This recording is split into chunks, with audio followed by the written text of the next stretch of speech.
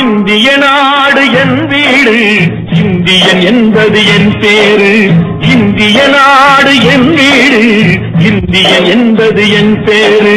எல்லா மக்களும் என் உறவு, எல்லோர் மொழியும் என் பேச்சு. திசை தொடும் சொற்கள் என் தோழர்.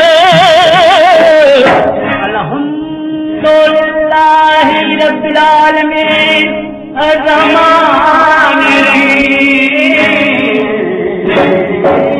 திசை தொடு சொற்கள் என் தோழர்.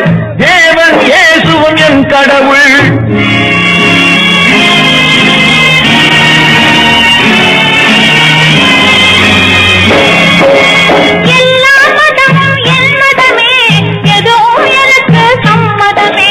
रघुपति राघव राजा राम, पतित पावन सीताराम. रघुपति राघव राजा राम, पतित पावन सीताराम.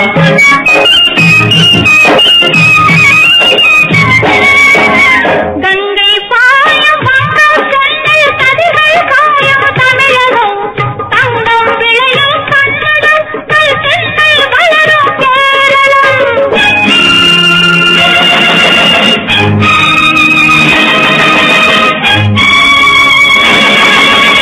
ஆந்திரம், அஸ்ஸாம், மராட்டி, ராஜஸ்தான், பாஞ்சாலமும் சேர்ந்து அமைந்த தேசம் எங்கள் அன்னை பூமி பாரதம். இந்திய நாடு என் வீடு, இந்தியன் என்பது என் பேரு. ரகுபதி ராகவ ராஜாராம், பதீத பாவன சீதாராம். சரித்திர ஏடுகளை புரட்டிப் பாருங்கள். இந்தியாவின் அளவற்ற செல்வங்களை சூறையாட வேண்டும் என்பதையே நோக்கமாக கொண்டு 1398 ஆண்டு ஆப்கானிஸ்தானில் இருந்து பெரும் கொள்ளையர் ஊட்டத்துடன் படையெடுத்து வந்தான் திமூர் என்ற ஆப்கானியன். அவன் ஆப்கனின் சமர்கண்ட் பகுதியைச் சேர்ந்த துருக்கியன். 1000 குதிரைப்படைகளுடன் வந்த அவன் பஞ்சாப் மாநிலத்தில் 1 மணி நேரத்தில் 10,000 இந்துக்களை வெட்டிச் சாய்த்தான். டிசம்பர் மாதம் 17ஆம் தேதி தில்லியை கைப்பற்றிய அவன் பல்லாயிரக்கணக்கான இந்தியர்களை அடிமைகளாக்கிக் கொண்டான். மீண்டும் மீரட்டின் மீது படையெடுத்து பெண்களையும் சிறுவர்களையும் சிறை கைதிகளாக்கினான். இந்தியாவில் கொள்ளையடித்த பெரும் செல்வத்துடன் 1399ஆம் ஆண்டு மார்ச் மாதம் ஹரித்வார் வழியாக ஆப்கானை நாடி சென்று விட்டான். திமூர் செய்த கொடுமைகளால் கணவனை இழந்த பெண்களும் தாய் தந்தையை இழந்த சிறுவர்களும் 50 ஆண்டு காலம் வரை கண்ணீர் கடலிலே மிதந்தார்கள்.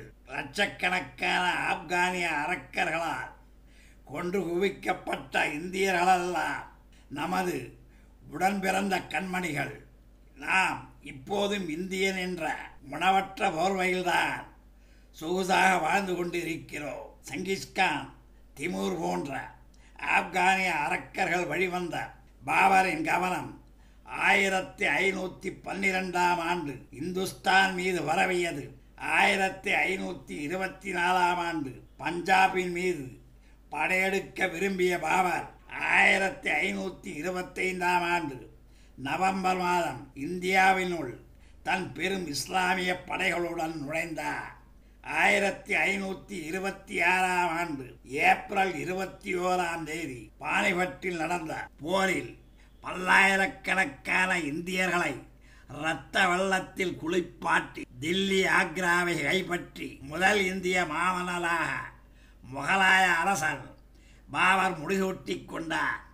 தன் இஸ்லாமிய படைகளுடன் புனித போர் என்ற பெயரில் சித்தூர் ரஜபுத்திரர்கள் கோட்டை மீது தாக்குதல் நடத்த ரஜபுத்திர வம்சமே பூண்டோடு அழிந்துவிடும் அளவிற்கு அவர்களை சிக்ரி என்ற இடத்தில் வெட்டி குவித்து கோர தாண்டவம் ஆடினார் பாபர். இத்தகைய அரக்கர்கள் இந்து கோயில்களை இடித்து தரைமட்டமாக்கி கட்டப்பட்ட மசூதிகள் நமக்கெல்லாம் நினைவு சின்னங்களாக இருக்க வேண்டும் என்று ஒரு சிலர் விரும்புகிறார்கள். நமக்கெல்லாம் சுயமரியாதை உணர்ச்சியே கிடையாதா?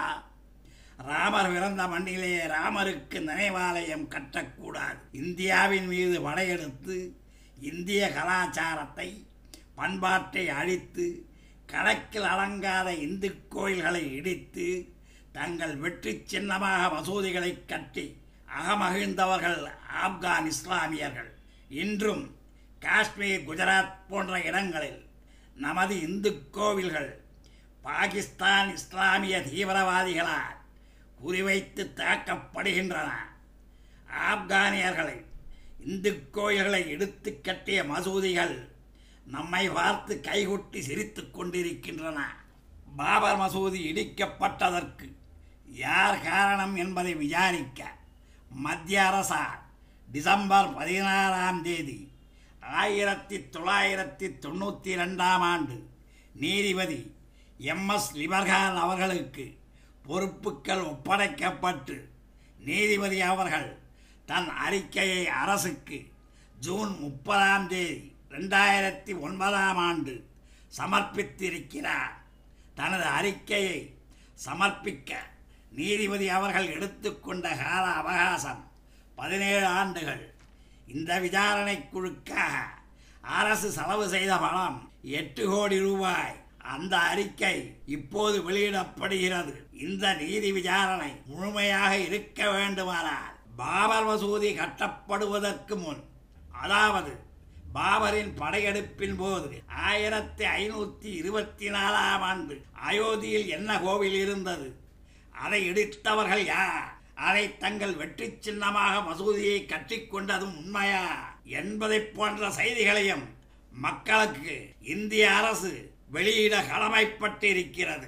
உத்தரப்பிரதேசத்தில் சரையூ நதிக்கரையில் உள்ள அயோத்தியில்தான் ராமபிரான் பிறந்து வாழ்ந்தார் என்பது வரலாற்று உண்மை. பாபர் காபூலில் பிறந்து இந்தியாவின் மீது படையெடுத்து வந்தவர். பாபரின் மறைவுக்கு பின் அவர் விருப்பப்படியே அவருக்கு சமாதி காபூலில் தான் கட்டப்பட்டது என்பதையும் சரித்திர வரலாறு அறிந்தவர்கள் நன்கு அறிவார்கள். ராமர் பிறந்து வாழ்ந்து அரசாண்ட இடம் அயோத்தி என்பதையும் அனைவரும் அறிவார்கள். அதைப்போல் காபூலில் பிறந்து வாழ்ந்த பாபர் இந்தியாவின் மீது படையெடுத்து வந்தவர் என்பதும் அவர் மறைவுக்கு பின் அவர் சமாதி காபூலில் தான் கட்டப்பட்டது என்பதையும் சரித்திர வரலாறு அறிந்தவர்கள் நன்கு அறிவார்கள். பல ஆண்டுகளாக பராமரிப்பே இல்லாமல் ஆளும் வேலும் முளைத்து கிடந்த பாபர் மசூதியை அன்றைய காலகட்டத்தில் எந்த இஸ்லாமிய நண்பர்களும் மேம்படுத்தி பாதுகாக்க முன்வரவில்லை. அது இடிக்கப்பட்ட பின்தான் அரசியல்வாதிகளின் சுயநல தூண்டுதல் பேரில் மசூதி இடிக்கப்பட்டதற்காக இஸ்லாமிய நண்பர்கள் ஒவ்வொரு ஆண்டும் டிசம்பர் 6 கண்டனக் குரல் எழுப்பி வருகிறார்கள். நம்முடன் இந்தியன் என்ற இன உணர்வுடன் வாழ விரும்பும் இஸ்லாமிய சகோதரர்கள் தூண்டிவிடும் அரசியல்வாதிகளுக்கு துணை போகாமல் ராமர் கோவிலையும் பாபர் மசூதி இரண்டையும் இந்துக்களுடன் ஒருங்கிணைந்து நல்ல முறையில் கட்டி இரு சமுதாயத்தாருக்கும் இடையே மத நல்லிணக்க பாலத்தை பலப்படுத்த முன்வர வேண்டும். ராமும் ரஹீமும் ஒன்றே என்றார் காந்தியடிகள். பிரிவினையின் போது ஜின்னா அவர்களோ இந்தியாவில் வாழும் முஸ்லிம்கள் இந்தியர்களாக வாழ வேண்டும் என்று கூறியுள்ளார். ஆகவே இங்கு வாழும் இந்தியர்கள் அனைவரும் பகை உணர்வை மீண்டும் மீண்டும் வளர்க்காமல் மனித நேயத்துடன் வாழ கற்றுக்கொள்ள வேண்டும். அயோத்தி ராமர் கோவிலை 1524 பாபர் இடித்து தன் பெயரில் மசூதியை கட்டியதும் இந்துக்கள் 1992 டிசம்பர் 6 பாபர் மசூதியை இடித்ததும் எல்லா நல்மனம் படைத்தவர்களுக்கும் வேதனை தரக்கூடிய வரலாறுகள். ஒருவர் மதத்தையும் மனத்தையும் மற்றவர்கள் புரிந்து கொள்ள வேண்டும். பல மதங்கள் இருக்கலாம், பல மத விரோதிகள் இருக்கக்கூடாது. மத துவேஷத்தை வளர்த்து இந்தியர்களை பிரித்த வள்ளையர்கள் மீண்டும் வானத்து வல்லூர்களாக வட்டமடித்துக் கொண்டிருக்கிறார்கள். இந்திய அரசியல்வாதிகளும் இரு சமுதாயத்தாருக்கு இடையே மீண்டும் நல்லிணைப்பு பாலத்தை பலப்படுத்த முன்வர வேண்டும். இந்திய அரசும் நடந்த நிகழ்வுகளில் குற்றச்சாட்டுகளை கூறிக்கொண்டிருந்தார்.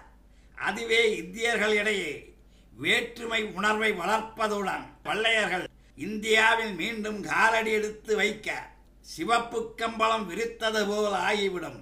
நடந்தது நடந்தவையாக இருக்கட்டும், நடப்பவை நல்லவையாக மாறட்டும். இன்று இந்தியாவில் உள்ள இந்துக்களும் முஸ்லிம்களும் ஒன்றுபட்டு சகோதர உணர்வுடன் இந்தியாவின் வளர்ச்சி பாடுபட முன்வர வேண்டும். அதுவே நமது வேண்டுகோள். அதுவே இந்திய தலைவர்களின் எண்ணங்களாக இருந்தன. காந்தி அவர்களின் எண்ணத்தை காப்பாற்றி இந்தியாவை நாம் வாழ வைப்போம். இந்து முஸ்லிம் ஒற்றுமை ஓங்குக, வளர்க.